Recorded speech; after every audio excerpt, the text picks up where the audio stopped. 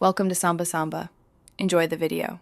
You start by opening the noisy image and immediately duplicating the background layer.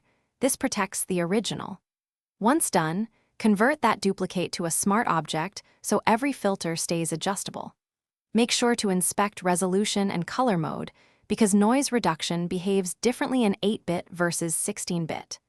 Now select the duplicate and zoom to 100% to evaluate noise pattern. You're ready to apply the first filter. We'll use Camera Raw's noise controls next. You now open Filter, Camera Raw Filter, and jump to the Detail panel, which is where the core work happens. Increase luminance noise reduction gradually while watching image texture, then nudge color reduction to eliminate speckles without smudging color edges. Once you adjust those, refine the detail and contrast sliders so you retain texture in hair, fabric, or foliage. Make sure to toggle the preview on and off to compare. If edges look too soft, back off a bit and reintroduce sharpness later. Finish by masking.